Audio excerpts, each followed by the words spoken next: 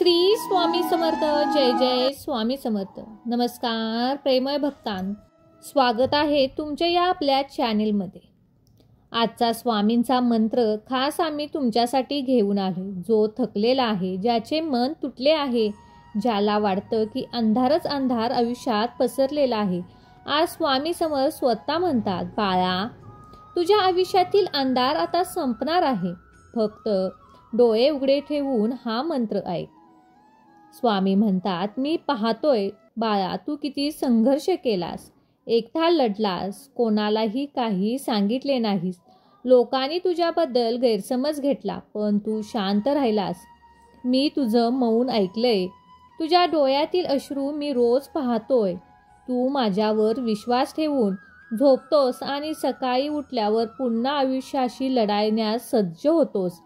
ही श्रद्धा व्यर्थ जाणार नाही. स्वामी म्हणतात, अंधाराचा शेवट नेहमी प्रकाशाकडे होतो आणि तुझ्या आयुष्याचा प्रकाश आता खूप जवळ आहे. तुझ्या वाटेवर चालतोस, ती वाट मी तुला दाखवलेली आहे. थोडं थांब, थोडं सहन कर, कारण आता वेळ बदलणार आहे. स्वामी म्हणतात, श्रद्धा म्हणजे फक्त नाव घेणे नव्हे, श्रद्धा म्हणजे माझ्यावर विसंबून चालणे. जेव्हा काहीच दिसत नाही तेव्हा विश्वास ठेवून चालणे हीच खरी श्रद्धा आहे. तू माझं नाव घेतोस, पण आतून घाबरतोस. का बाळा, मी आहे ना तुझ्या पाठीशी. तू फक्त पुढं पाऊल टाक, मी तुझं रक्षण करीन. स्वामी पुढे म्हणतात, कधी कधी मी तुला संकटात नेत नाही, कारण मला माहिती आहे त्या संकटातून तुझं मन मजबूत होईल. तू अधिक प्रकाशमान होशील. तुझं आत्मबल वाढेल. तुझ्या जीवनातील अंधार म्हणजे शेवट नाही, तो तर नव्या सुरुवातीचा इशारा आहे. रात्र कितीही काळी असली तरी सकाळ येतेच ना बाळा. तसं आता तुझ्या जीवनात प्रकाश येणार आहे. मी तुझ्या मनाला ऐकली आहे. मी तुला सोडवत नाही, फक्त तुला मजबूत होण्यासाठी थोडा वेळ दिला पाहिजे. जो हरवला आहे ते तुला पुन्हा मिळणार आहे. ते तुटले आहे ते पुन्हा जुळणार आहे. जिथे अपमान झाला आहे तिथे तुला पुन्हा किंमत मिळणार आहे. हे माझे वचन आहे. बाळा, काळजी करू नकोस. फक्त आज तुझ्या घरात हा मंत्र लाव. तुझ्या घरात सुख समृद्धी येईल, शांती येणार आहे. तुझ्या कामात प्रगती होणार आहे. तू ज्या दिवशी माझ्यावर पूर्ण विश्वास ठेवून हा मंत्र ऐकशील, त्या दिवशी तुझं नशीब बदलणार आहे.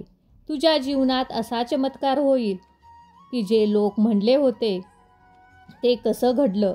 त्यांना माहिती नसेल की ही सगळं माझ्या बाळाची मीच ठरवलं होतं. तुझ्या घरात बसलेला मीच बोलतोय. तू माझं नाव घेतलंस म्हणून मी आलो आहे. जवळ बघ, त्या मंद दिव्यात, शांत वाऱ्यात मीच आहे. तुझ्या मनात येणारा तो विचार, तोही मीच देतोय. म्हणूनच भक्ता, आता काळजी करणे सोडून दे आणि आज हा मंत्र तुझ्या घरात लावून तू ऐक. हृदय स्वच्छ करून तू हा श्रद्धेने मंत्र ऐक. जी मागण्याची इच्छा आहे ती इच्छा पूर्ण करेल. तू भिवू नकोस. जे काही घडतंय ते तुझ्यासाठी योग्यच आहे. तुझे नुकसान होणार नाही. नवीन पान उघडण्याची वेळ म्हणजे तुझं आयुष्य पुन्हा फुलणार आहे. आज रात्री झोपण्याआधी माझं नाव घे. मनात मन, स्वामी समर्थ माझ्यासोबत आहात, मग मी का घाबरू. मग तुला शांत झोप लागेल. आज स्वामी तुला दर्शन दिले आहे. प्रिय भक्ता, आजचा हा मंत्र ऐकून तुझ्या मनात थोडीशी शांतता आली असेल तर स्वामी समर्थांचा आशीर्वाद आहे असं समज आणि कमेंटमध्ये श्री स्वामी समर्थ लिही. चला तर मग प्रेमळ भक्तांनो, आजच्या या चमत्कारिक दिव्य मंत्राला सुरुवात करूया. ओम श्री ब्रह्मांड नायक धनवित्तेश्वराय नमः. ओम श्री ब्रह्मांड नायक धनवित्तेश्वराय नमः. ओम श्री ब्रह्मांड नायक धनवित्तेश्वराय नमः. ओम श्री ब्रह्मांड नायक धनवित्तेश्वराय नमः. ओम श्री ब्रह्मांडनायक धनवित्तेश्वराय नमः। ओम श्री ब्रह्मांडनायक धनवित्तेश्वराय नमः।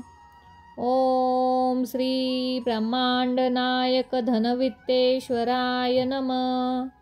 ओम श्री ब्रह्मांडनायक धनवित्तेश्वराय नमः। ओम श्री ब्रह्मांडनायक धनवित्तेश्वराय नमः।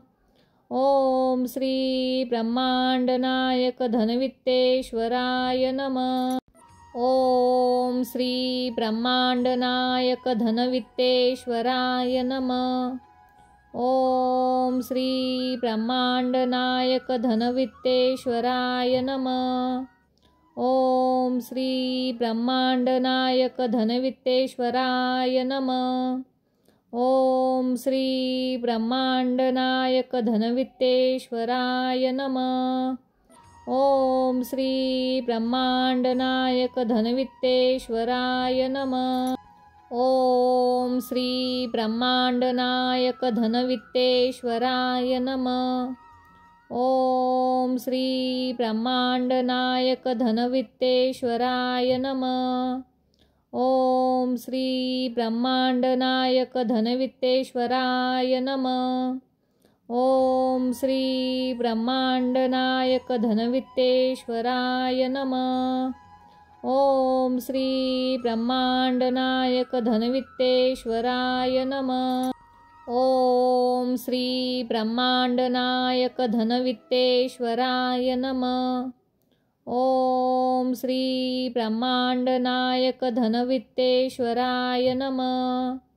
ओम श्री ब्रह्मांडनायक धनवित्तेश्वराय नमः। ओम श्री ब्रह्मांडनायक धनवित्तेश्वराय नमः। ओम श्री ब्रह्मांडनायक धनवित्तेश्वराय नमः। ओम श्री ब्रह्मांडनायक धनवित्तेश्वराय नमः। ओम श्री ब्रह्मांडनायक धनवित्तेश्वराय नमः।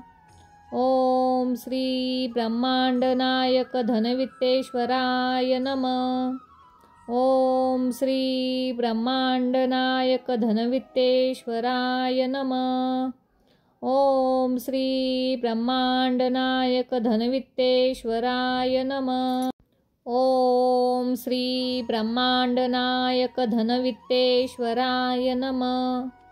ओम श्री ब्रह्मांडनायक धनवित्तेश्वराय नमः। ओम श्री ब्रह्मांडनायक धनवित्तेश्वराय नमः। ओम श्री ब्रह्मांडनायक धनवित्तेश्वराय नमः। ओम श्री ब्रह्मांडनायक धनवित्तेश्वराय नमः। ओम श्री ब्रह्मांडनायक धनवित्तेश्वराय नमः। ओम श्री ब्रह्मांडनायक धनवित्तेश्वराय नमः। ओम श्री ब्रह्मांडनायक धनवित्तेश्वराय नमः। ओम श्री ब्रह्मांडनायक धनवित्तेश्वराय नमः। ओम श्री ब्रह्मांडनायक धनवित्तेश्वराय नमः। ओम श्री ब्रह्मांडनायक धनवित्तेश्वराय नमः। ओम श्री ब्रह्मांडनायक धनवित्तेश्वराय नमः। ओम श्री ब्रह्मांडनायक धनवित्तेश्वराय नमः। ओम श्री ब्रह्मांडनायक धनवित्तेश्वराय नमः। ओम श्री ब्रह्मांडनायक धनवित्तेश्वराय नमः। ओम श्री ब्रह्मांडनायक धनवित्तेश्वराय नमः। ओम श्री ब्रह्मांडनायक धनवित्तेश्वराय नमः। ओम श्री ब्रह्मांडनायक धनवित्तेश्वराय नमः। ओम श्री ब्रह्मांडनायक धनवित्तेश्वराय नमः। ओम श्री ब्रह्मांडनायक धनवित्तेश्वराय नमः। ओम श्री ब्रह्मांडनायक धनवित्तेश्वराय नमः। ओम श्री ब्रह्मांडनायक धनवित्तेश्वराय नमः। ओम श्री ब्रह्मांडनायक धनवित्तेश्वराय नमः। ओम श्री ब्रह्मांडनायक धनवित्तेश्वराय नमः। ओम श्री ब्रह्मांडनायक धनवित्तेश्वराय नमः। ओम श्री ब्रह्मांडनायक धनवित्तेश्वराय नमः। ओम श्री ब्रह्मांडनायक धनवित्तेश्वराय नमः। ओम श्री ब्रह्मांडनायक धनवित्तेश्वराय नमः। ओम श्री ब्रह्मांडनायक धनवित्तेश्वराय नमः। ओम श्री ब्रह्मांडनायक धनवित्तेश्वराय नमः। ओम श्री ब्रह्मांडनायक धनवित्तेश्वराय नमः। ओम श्री ब्रह्मांडनायक धनवित्तेश्वराय नमः। ओम श्री ब्रह्मांडनायक धनवित्तेश्वराय नमः। ओम श्री ब्रह्मांडनायक धनवित्तेश्वराय नमः। ओम श्री ब्रह्मांडनायक धनवित्तेश्वराय नमः। ओम श्री ब्रह्मांडनायक धनवित्तेश्वराय नमः। ओम श्री ब्रह्मांडनायक धनवित्तेश्वराय नमः। ओम श्री ब्रह्मांडनायक धनवित्तेश्वराय नमः। ओम श्री ब्रह्मांडनायक धनवित्तेश्वराय नमः। ओम श्री ब्रह्मांडनायक धनवित्तेश्वराय नमः। ओम श्री ब्रह्मांडनायक धनवित्तेश्वराय नमः। ओम श्री ब्रह्मांडनायक धनवित्तेश्वराय नमः। ओम श्री ब्रह्मांडनायक धनवित्तेश्वराय नमः। ओम श्री ब्रह्मांडनायक धनवित्तेश्वराय नमः। ओम श्री ब्रह्मांडनायक धनवित्तेश्वराय नमः। ओम श्री ब्रह्मांडनायक धनवित्तेश्वराय नमः। ओम श्री ब्रह्मांडनायक धनवित्तेश्वराय नमः। ओम श्री ब्रह्मांडनायक धनवित्तेश्वराय नमः। ओम श्री ब्रह्मांडनायक धनवित्तेश्वराय नमः। ओम श्री ब्रह्मांडनायक धनवित्तेश्वराय नमः। ओम श्री ब्रह्मांडनायक धनवित्तेश्वराय नमः। ओम श्री ब्रह्मांडनायक धनवित्तेश्वराय नमः। ओम श्री ब्रह्मांडनायक धनवित्तेश्वराय नमः। ओम श्री ब्रह्मांडनायक धनवित्तेश्वराय नमः। ओम श्री ब्रह्मांडनायक धनवित्तेश्वराय नमः। ओम श्री ब्रह्मांडनायक धनवित्तेश्वराय नमः। ओम श्री ब्रह्मांडनायक धनवित्तेश्वराय नमः। ओम श्री ब्रह्मांडनायक धनवित्तेश्वराय नमः। ओम श्री ब्रह्मांडनायक धनवित्तेश्वराय नमः। ओम श्री ब्रह्मांडनायक धनवित्तेश्वराय नमः। ओम श्री ब्रह्मांडनायक धनवित्तेश्वराय नमः। ओम श्री ब्रह्मांडनायक धनवित्तेश्वराय नमः। ओम श्री ब्रह्मांडनायक धनवित्तेश्वराय नमः। ओम श्री ब्रह्मांडनायक धनवित्तेश्वराय नमः। ओम श्री ब्रह्मांडनायक धनवित्तेश्वराय नमः। ओम श्री ब्रह्मांडनायक धनवित्तेश्वराय नमः। ओम श्री ब्रह्मांडनायक धनवित्तेश्वराय नमः। ओम श्री ब्रह्मांडनायक धनवित्तेश्वराय नमः। ओम श्री ब्रह्मांडनायक धनवित्तेश्वराय नमः। ओम श्री ब्रह्मांडनायक धनवित्तेश्वराय नमः। ओम श्री ब्रह्मांडनायक धनवित्तेश्वराय नमः। ओम श्री ब्रह्मांडनायक धनवित्तेश्वराय नमः। ओम श्री ब्रह्मांडनायक धनवित्तेश्वराय नमः। ओम श्री ब्रह्मांडनायक धनवित्तेश्वराय नमः। ओम श्री ब्रह्मांडनायक धनवित्तेश्वराय नमः। ओम श्री ब्रह्मांडनायक धनवित्तेश्वराय नमः। ओम श्री ब्रह्मांडनायक धनवित्तेश्वराय नमः। ओम श्री ब्रह्मांडनायक धनवित्तेश्वराय नमः। ओम श्री ब्रह्मांडनायक धनवित्तेश्वराय नमः। ओम श्री ब्रह्मांडनायक धनवित्तेश्वराय नमः।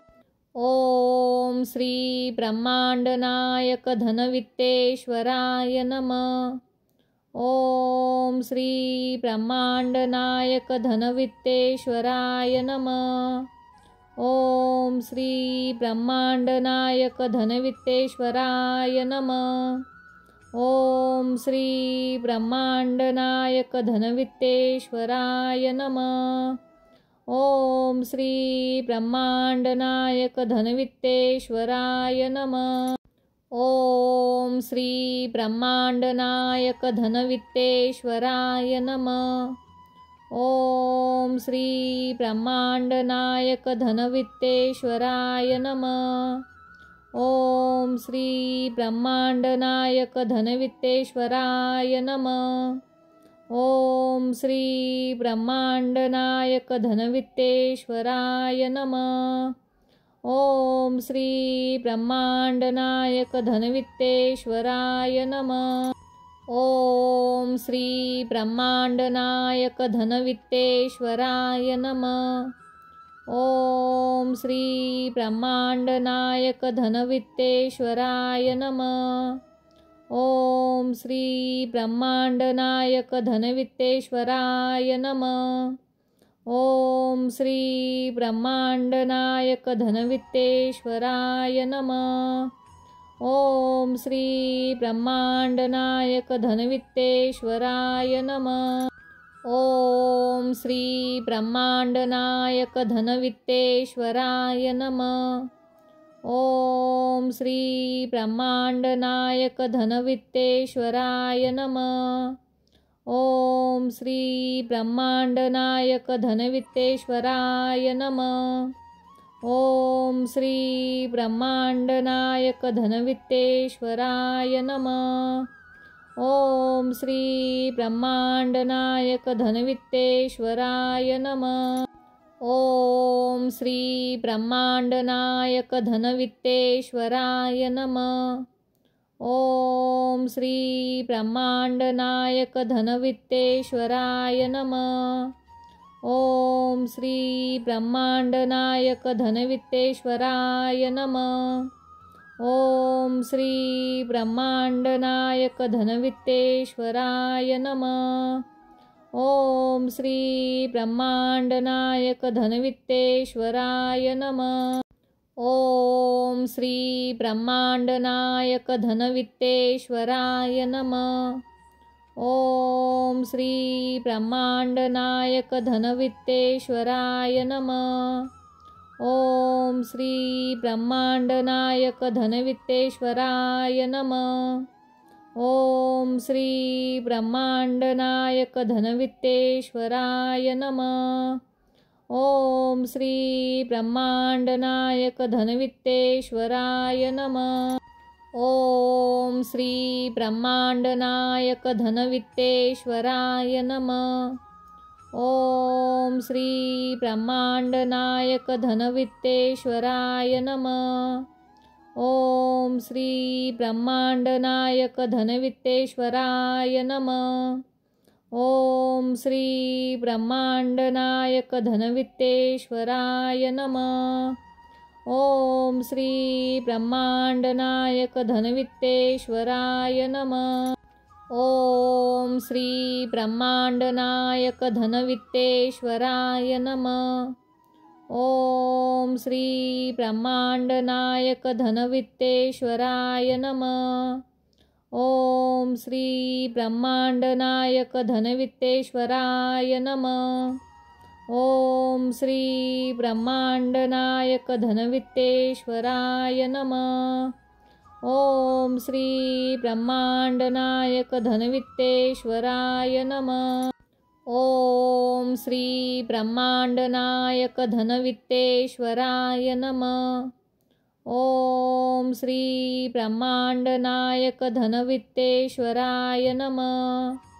ओम श्री ब्रह्मांडनायक धनवित्तेश्वराय नमः। ओम श्री ब्रह्मांडनायक धनवित्तेश्वराय नमः। ओम श्री ब्रह्मांडनायक धनवित्तेश्वराय नमः। ओम श्री ब्रह्मांडनायक धनवित्तेश्वराय नमः। ओम श्री ब्रह्मांडनायक धनवित्तेश्वराय नमः। ओम श्री ब्रह्मांडनायक धनवित्तेश्वराय नमः। ओम श्री ब्रह्मांडनायक धनवित्तेश्वराय नमः। ओम श्री ब्रह्मांडनायक धनवित्तेश्वराय नमः। ओम श्री ब्रह्मांडनायक धनवित्तेश्वराय नमः। ओम श्री ब्रह्मांडनायक धनवित्तेश्वराय नमः। ओम श्री ब्रह्मांडनायक धनवित्तेश्वराय नमः। ओम श्री ब्रह्मांडनायक धनवित्तेश्वराय नमः। ओम श्री ब्रह्मांडनायक धनवित्तेश्वराय नमः। ओम श्री ब्रह्मांडनायक धनवित्तेश्वराय नमः। ओम श्री ब्रह्मांडनायक धनवित्तेश्वराय नमः। ओम श्री ब्रह्मांडनायक धनवित्तेश्वराय नमः। ओम श्री ब्रह्मांडनायक धनवित्तेश्वराय नमः। ओम श्री ब्रह्मांडनायक धनवित्तेश्वराय नमः। ओम श्री ब्रह्मांडनायक धनवित्तेश्वराय नमः। ओम श्री ब्रह्मांडनायक धनवित्तेश्वराय नमः।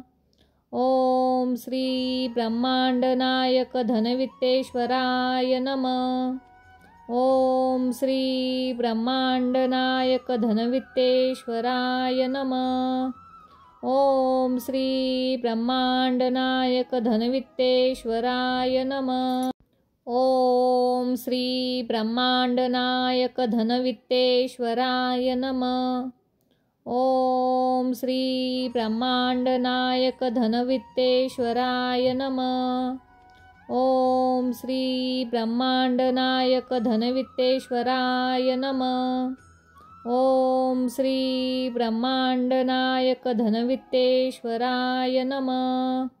ओम श्री ब्रह्मांडनायक धनवित्तेश्वराय नमः। ओम श्री ब्रह्मांडनायक धनवित्तेश्वराय नमः। ओम श्री ब्रह्मांडनायक धनवित्तेश्वराय नमः। ओम श्री ब्रह्मांडनायक धनवित्तेश्वराय नमः।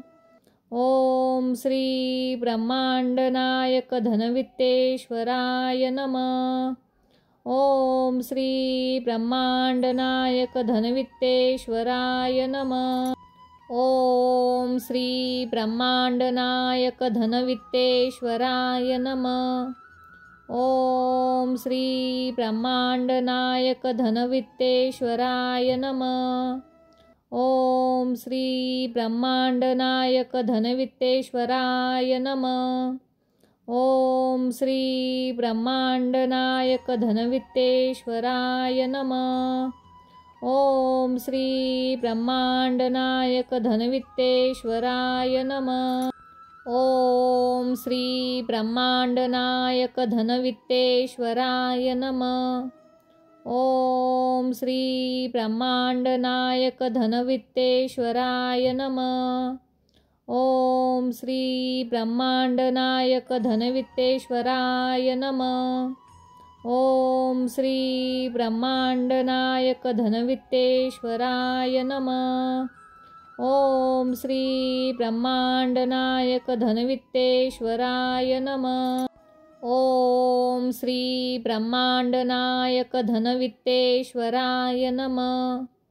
ओम श्री ब्रह्मांडनायक धनवित्तेश्वराय नमः।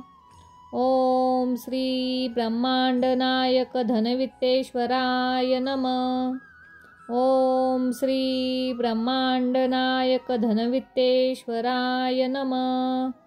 ओम श्री ब्रह्मांडनायक धनवित्तेश्वराय नमः।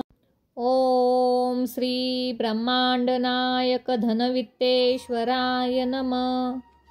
ओम श्री ब्रह्मांडनायक धनवित्तेश्वराय नमः। ओम श्री ब्रह्मांडनायक धनवित्तेश्वराय नमः। ओम श्री ब्रह्मांडनायक धनवित्तेश्वराय नमः। ओम श्री ब्रह्मांडनायक धनवित्तेश्वराय नमः। ओम श्री ब्रह्मांडनायक धनवित्तेश्वराय नमः। ओम श्री ब्रह्मांडनायक धनवित्तेश्वराय नमः।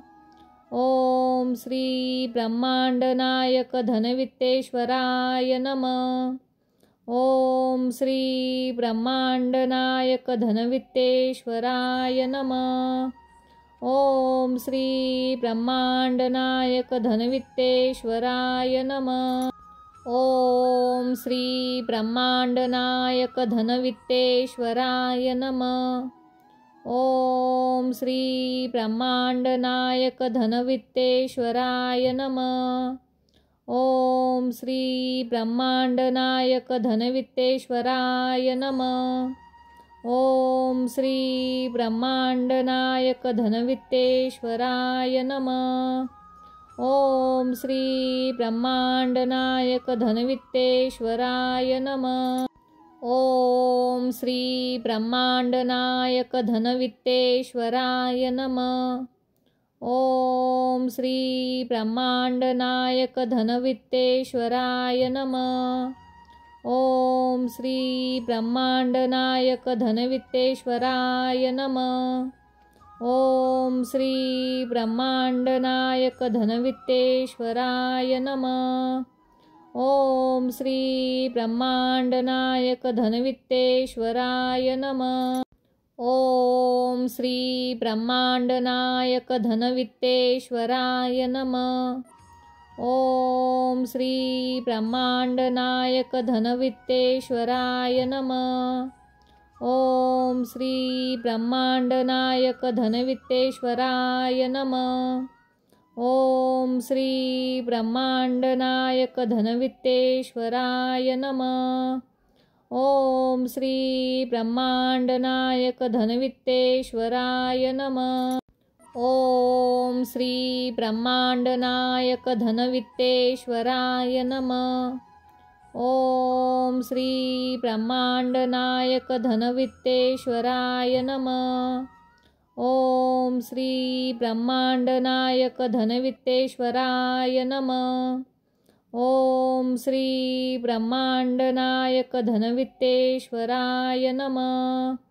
ओम श्री ब्रह्मांडनायक धनवित्तेश्वराय नमः। ओम श्री ब्रह्मांडनायक धनवित्तेश्वराय नमः।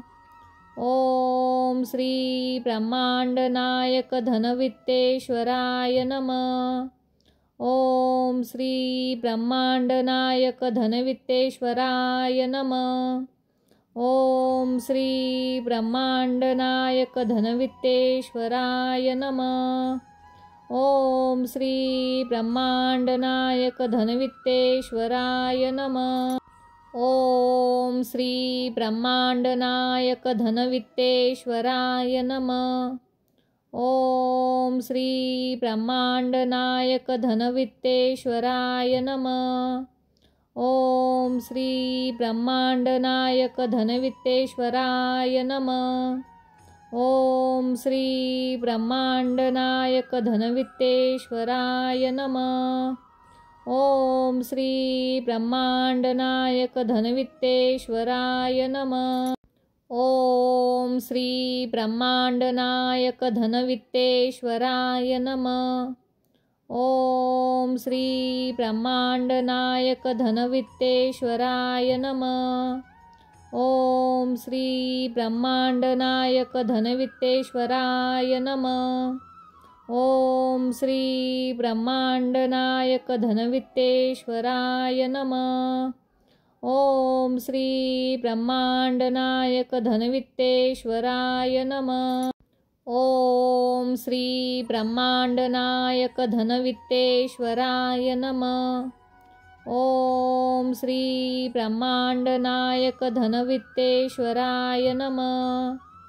ओम श्री ब्रह्मांडनायक धनवित्तेश्वराय नमः। ओम श्री ब्रह्मांडनायक धनवित्तेश्वराय नमः। ओम श्री ब्रह्मांडनायक धनवित्तेश्वराय नमः। ओम श्री ब्रह्मांडनायक धनवित्तेश्वराय नमः। ओम श्री ब्रह्मांडनायक धनवित्तेश्वराय नमः। ओम श्री ब्रह्मांडनायक धनवित्तेश्वराय नमः। ओम श्री ब्रह्मांडनायक धनवित्तेश्वराय नमः। ओम श्री ब्रह्मांडनायक धनवित्तेश्वराय नमः। ओम श्री ब्रह्मांडनायक धनवित्तेश्वराय नमः। ओम श्री ब्रह्मांडनायक धनवित्तेश्वराय नमः। ओम श्री ब्रह्मांडनायक धनवित्तेश्वराय नमः। ओम श्री ब्रह्मांडनायक धनवित्तेश्वराय नमः। ओम श्री ब्रह्मांडनायक धनवित्तेश्वराय नमः। ओम श्री ब्रह्मांडनायक धनवित्तेश्वराय नमः। ओम श्री ब्रह्मांडनायक धनवित्तेश्वराय नमः। ओम श्री ब्रह्मांडनायक धनवित्तेश्वराय नमः। ओम श्री ब्रह्मांडनायक धनवित्तेश्वराय नमः। ओम श्री ब्रह्मांडनायक धनवित्तेश्वराय नमः। ओम श्री ब्रह्मांडनायक धनवित्तेश्वराय नमः। ओम श्री ब्रह्मांडनायक धनवित्तेश्वराय नमः। ओम श्री ब्रह्मांडनायक धनवित्तेश्वराय नमः। ओम श्री ब्रह्मांडनायक धनवित्तेश्वराय नमः। ओम श्री ब्रह्मांडनायक धनवित्तेश्वराय नमः। ओम श्री ब्रह्मांडनायक धनवित्तेश्वराय नमः। ओम श्री ब्रह्मांडनायक धनवित्तेश्वराय नमः। ओम श्री ब्रह्मांडनायक धनवित्तेश्वराय नमः। ओम श्री ब्रह्मांडनायक धनवित्तेश्वराय नमः। ओम श्री ब्रह्मांडनायक धनवित्तेश्वराय नमः। ओम श्री ब्रह्मांडनायक धनवित्तेश्वराय नमः। ओम श्री ब्रह्मांडनायक धनवित्तेश्वराय नमः। ओम श्री ब्रह्मांडनायक धनवित्तेश्वराय नमः। ओम श्री ब्रह्मांडनायक धनवित्तेश्वराय नमः। ओम श्री ब्रह्मांडनायक धनवित्तेश्वराय नमः। ओम श्री ब्रह्मांडनायक धनवित्तेश्वराय नमः। ओम श्री ब्रह्मांडनायक धनवित्तेश्वराय नमः। ओम श्री ब्रह्मांडनायक धनवित्तेश्वराय नमः। ओम श्री ब्रह्मांडनायक धनवित्तेश्वराय नमः। ओम श्री ब्रह्मांडनायक धनवित्तेश्वराय नमः। ओम श्री ब्रह्मांडनायक धनवित्तेश्वराय नमः। ओम श्री ब्रह्मांडनायक धनवित्तेश्वराय नमः। ओम श्री ब्रह्मांडनायक धनवित्तेश्वराय नमः। ओम श्री ब्रह्मांडनायक धनवित्तेश्वराय नमः। ओम श्री ब्रह्मांडनायक धनवित्तेश्वराय नमः। ओम श्री ब्रह्मांडनायक धनवित्तेश्वराय नमः। ओम श्री ब्रह्मांडनायक धनवित्तेश्वराय नमः। ओम श्री ब्रह्मांडनायक धनवित्तेश्वराय नमः। ओम श्री ब्रह्मांडनायक धनवित्तेश्वराय नमः। ओम श्री ब्रह्मांडनायक धनवित्तेश्वराय नमः। ओम श्री ब्रह्मांडनायक धनवित्तेश्वराय नमः। ओम श्री ब्रह्मांडनायक धनवित्तेश्वराय नमः। ओम श्री ब्रह्मांडनायक धनवित्तेश्वराय नमः। ओम श्री ब्रह्मांडनायक धनवित्तेश्वराय नमः। ओम श्री ब्रह्मांडनायक धनवित्तेश्वराय नमः। ओम श्री ब्रह्मांडनायक धनवित्तेश्वराय नमः। ओम श्री ब्रह्मांडनायक धनवित्तेश्वराय नमः। ओम श्री ब्रह्मांडनायक धनवित्तेश्वराय नमः। ओम श्री ब्रह्मांडनायक धनवित्तेश्वराय नमः। ओम श्री ब्रह्मांडनायक धनवित्तेश्वराय नमः। ओम श्री ब्रह्मांडनायक धनवित्तेश्वराय नमः। ओम श्री ब्रह्मांडनायक धनवित्तेश्वराय नमः। ओम श्री ब्रह्मांडनायक धनवित्तेश्वराय नमः।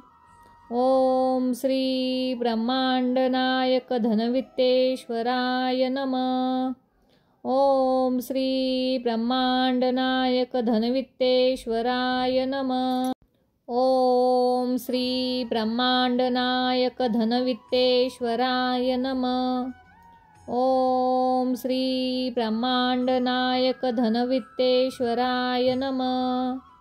ओम श्री ब्रह्मांडनायक धनवित्तेश्वराय नमः। ओम श्री ब्रह्मांडनायक धनवित्तेश्वराय नमः। ओम श्री ब्रह्मांडनायक धनवित्तेश्वराय नमः। ओम श्री ब्रह्मांडनायक धनवित्तेश्वराय नमः।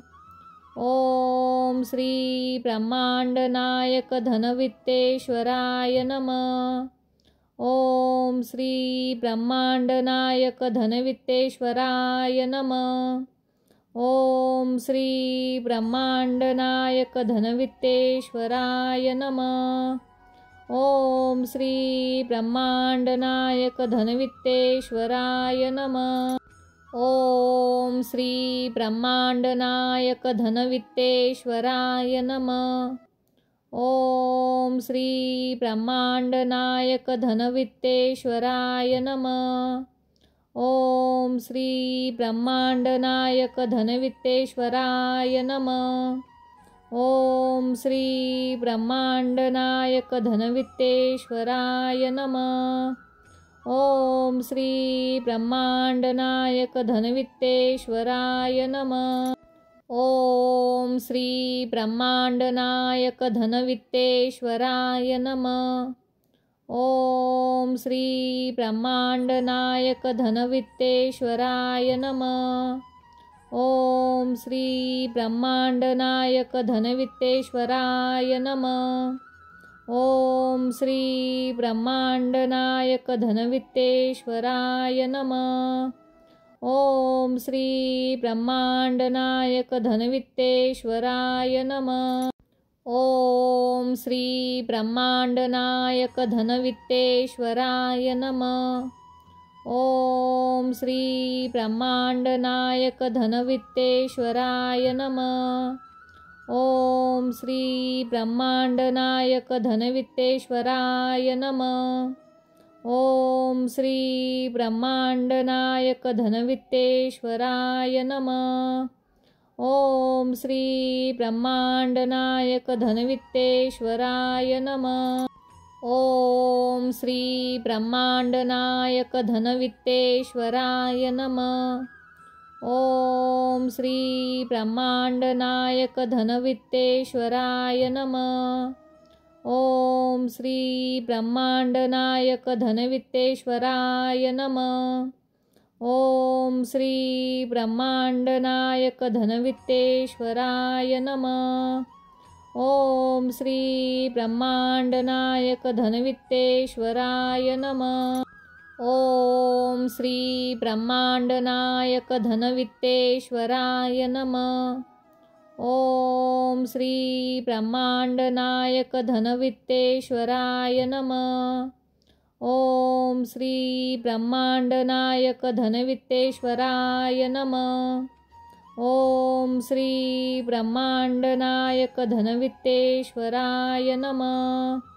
ओम श्री ब्रह्मांडनायक धनवित्तेश्वराय नमः।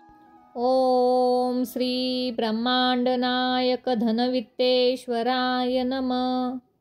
ओम श्री ब्रह्मांडनायक धनवित्तेश्वराय नमः। ओम श्री ब्रह्मांडनायक धनवित्तेश्वराय नमः। ओम श्री ब्रह्मांडनायक धनवित्तेश्वराय नमः। ओम श्री ब्रह्मांडनायक धनवित्तेश्वराय नमः। ओम श्री ब्रह्मांडनायक धनवित्तेश्वराय नमः। ओम श्री ब्रह्मांडनायक धनवित्तेश्वराय नमः। ओम श्री ब्रह्मांडनायक धनवित्तेश्वराय नमः। ओम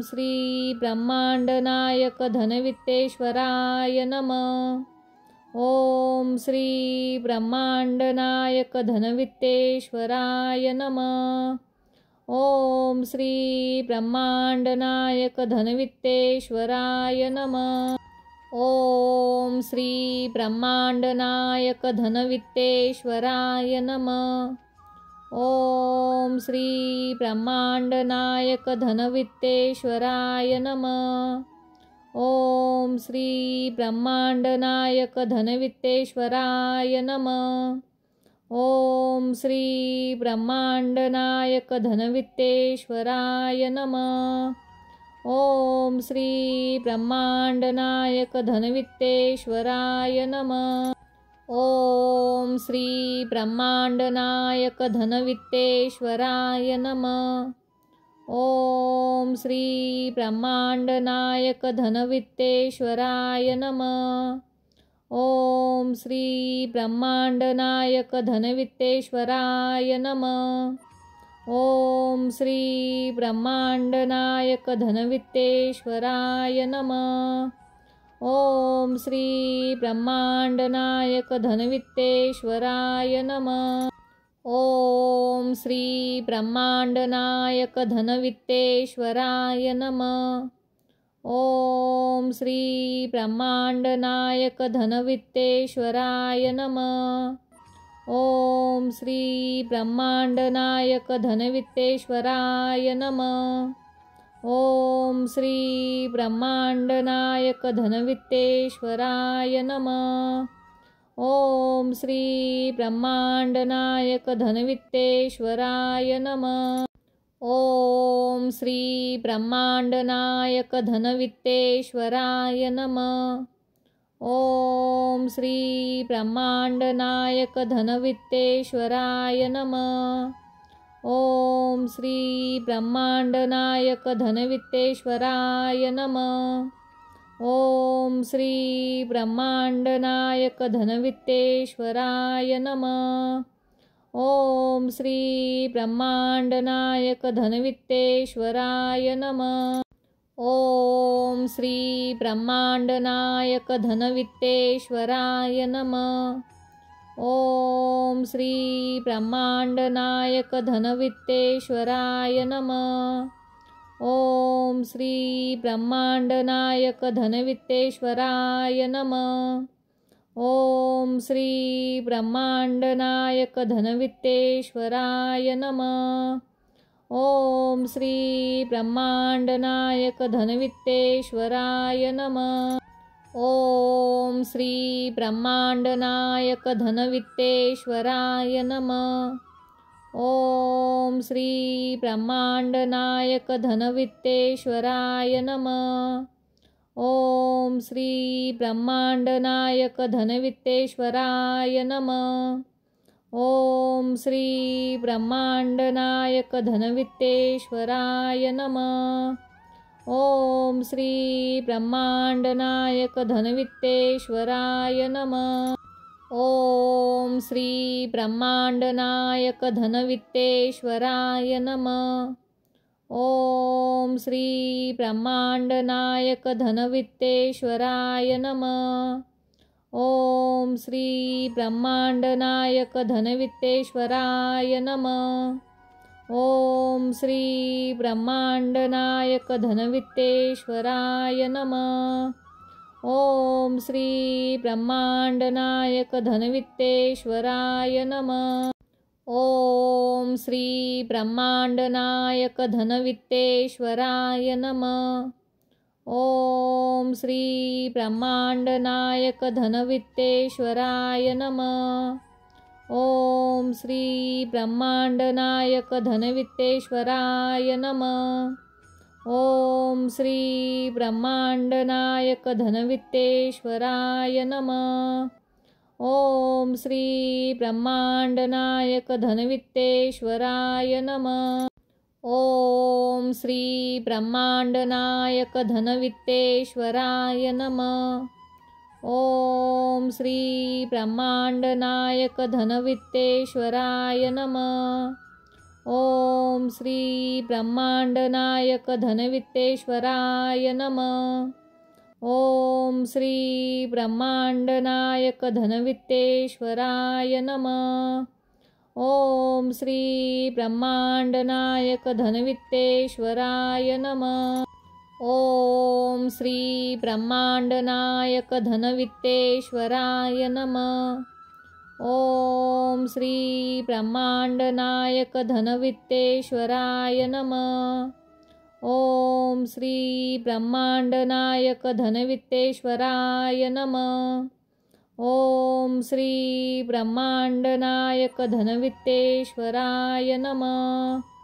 ओम श्री ब्रह्मांडनायक धनवित्तेश्वराय नमः। ओम श्री ब्रह्मांडनायक धनवित्तेश्वराय नमः। ओम श्री ब्रह्मांडनायक धनवित्तेश्वराय नमः। ओम श्री ब्रह्मांडनायक धनवित्तेश्वराय नमः। ओम श्री ब्रह्मांडनायक धनवित्तेश्वराय नमः।